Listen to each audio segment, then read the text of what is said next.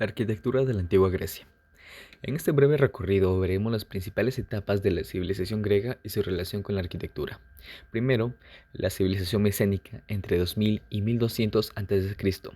Luego, la Edad Oscura de Grecia desde 1200 hasta 800 a.C. A continuación, el nacimiento de la polis alrededor del 800 a.C.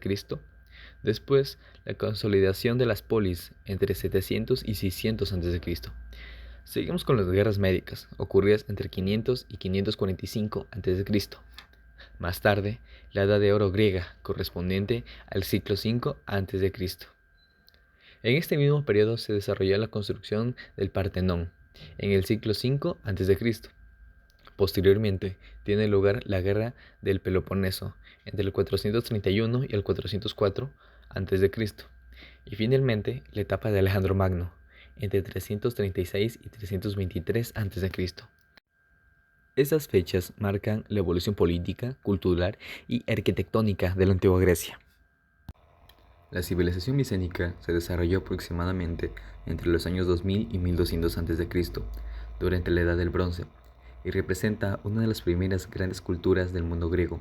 Su nombre proviene de la ciudad de Micenas, uno de los centros políticos, militares y económicos más importantes de la época.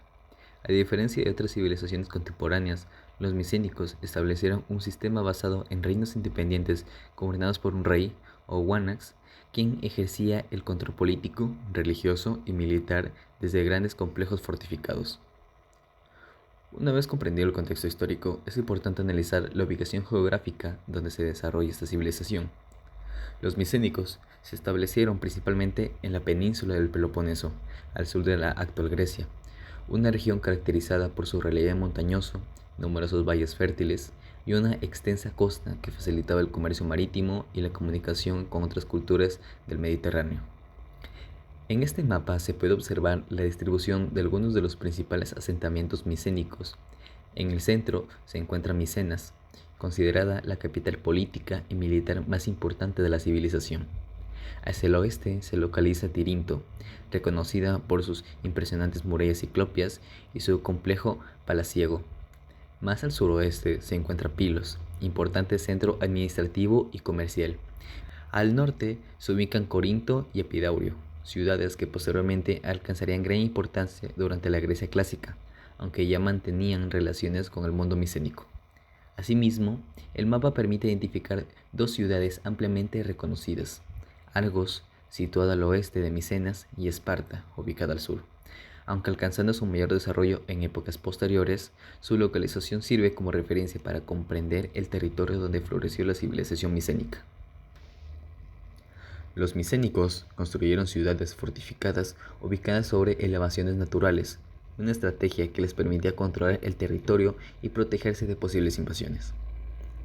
La arquitectura micénica evolucionó considerablemente, se perfeccionaron las técnicas constructivas de piedra, aparecieron grandes fortalezas y palacios administrativos, almacenes, talleres, tumbas monumentales y espacios ceremoniales que reflejaban el poder de la élite gobernante. Entre sus principales aportes destacan el uso de la mampostería ciclópea, formada por enormes bloques de piedra colocados sin mortero, el megarón, considerado el antecedente del templo griego clásico, y una planificación urbana orientada principalmente a la defensa y el control del territorio. Uno de los elementos más representativos de la arquitectura micénica eran sus columnas y pilares, construidos principalmente de madera. A diferencia de las columnas griegas clásicas de piedra, las micénicas poseían una forma característica: eran más anchas en la parte superior y ligeramente más estrechas hacia la base. Esta geometría mejoraba la estabilidad de las vigas de madera que sostenían la cubierta y facilitaba su fabricación a partir de troncos de árboles. Como se observa en el dibujo, la columna descansaba sobre una base de piedra para evitar el contacto directo con la humedad del suelo, prolongando así la vida útil de la madera. En la parte superior se encontraba un capitel sencillo, de madera redondeado a equino, cuya función era distribuir las cargas provenientes del techumbre hacia fuste de la columna. Los pilares, de sección rectangular, también eran elaborados en madera y se empleaban en espacios interiores o como refuerzos estructurales de los edificios. Su superficie Podía representar molduras horizontales y decoraciones geométricas pintadas, aportando un carácter ceremonial a los ambientes más importantes del palacio. Asimismo, podemos observar tanto el salón principal del trono, con sus vistas en planta, donde tenían las zonas de sacrificios, como su mampostería ciclopia, con bloques de piedra y rellenos de tierra, y la estructura de la Puerta de los Leones. Herón de Elefkandi, Edad Oscura de Grecia. En la Edad Oscura de Grecia, entre los años 1200 y 800 a.C., uno de los hallazgos arquitectónicos más importantes es el Herón de Elefkandi, ubicado en la isla de Eubea. En la primera imagen observamos una reconstrucción tridimensional del edificio. Su forma es alargada y absidal, con un extremo curvo. La estructura estaba construida principalmente con postes y vigas de madera, y se cubría con un techo inclinado de material vegetal. En el interior se distinguen los pasillos, la hilera central de postes que sostenía la cubierta y una tumba doble, lo que indicaba un posible uso funerario y ceremonial. En la segunda imagen veremos la fachada y la planta en ruinas. La fachada muestra una gran cubierta de dos aguas sostenida por columnas de madera, mientras que la planta revela la disposición longitudinal del edificio y la ubicación de los espacios interiores. Este edificio, fechado aproximadamente entre los siglos X y IX a.C., es fundamental porque representa la transición entre la arquitectura doméstica de la Edad Oscura y los futuros templos de la Grecia clásica. Nacimiento y consolidación de las polis. Después de la Edad Oscura, alrededor del 800 a.C., comienza el nacimiento de las polis griegas. Ciudades como Atenas y Esparta empiezan a organizarse políticamente y surge una nueva identidad urbana. En el periodo de 700 a 600 a.C. ocurre la consolidación de las polis. Las ciudades fortalecen sus leyes, su gobierno y desarrollan una arquitectura más permanente construida en piedra.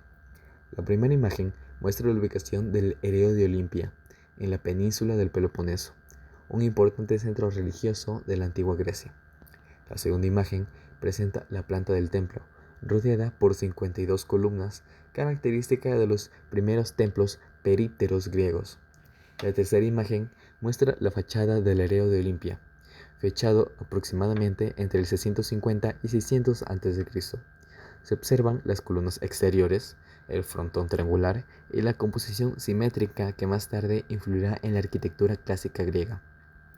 Este templo representa el paso de las construcciones de madera hacia una arquitectura monumental de piedra, propia de la consolidación de las polis. Fachada del Hereo de Samos, 800 a.C. En esta primera imagen observamos la fachada del Hereo de Samos, fechado aproximadamente en el año 800 a.C.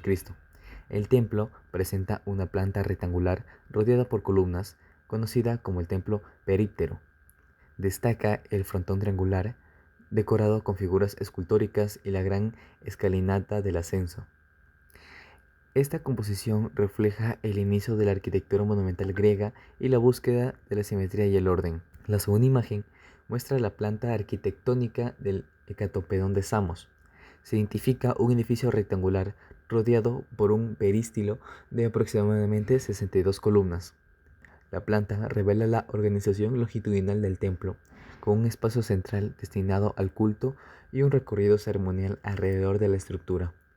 Este tipo de distribución será la base de muchos templos griegos posteriores. Unión de columnas. Aquí se observa el sistema de unión de las columnas.